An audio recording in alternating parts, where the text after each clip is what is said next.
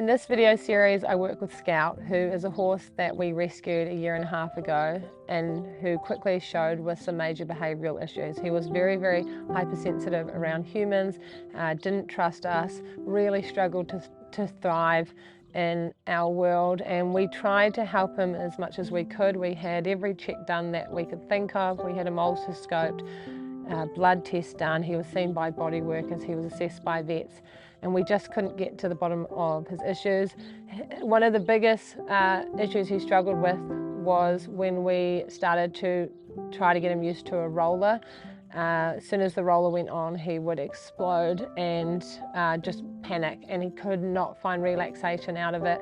I attempted to do a very short training series with him. I ended up doing 12 sessions all up, and by the 12th session I realised that this was not a training issue and that it wasn't fair to continue. So he was turned out simply because I didn't have the tools and resources to help him at the time. But in that time, he just wasn't happy. He was struggling to put on weight. He had a very starry coat. He had major muscle atrophy along his body, and he had a very strong pain or worry eye. Even when he was away from humans in the paddock, he was hypervigilant. He couldn't find relaxation, and he was constantly in high alert.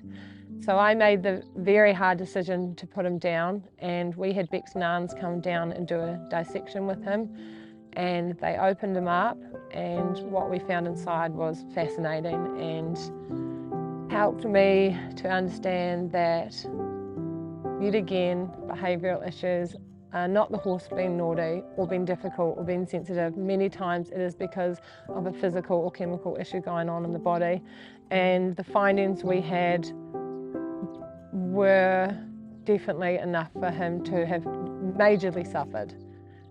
So I'm very, very glad and relieved that we were able to find the cause of his issues. The only regret I have is that I didn't put him down sooner. But it's just good to know that he's not suffering anymore.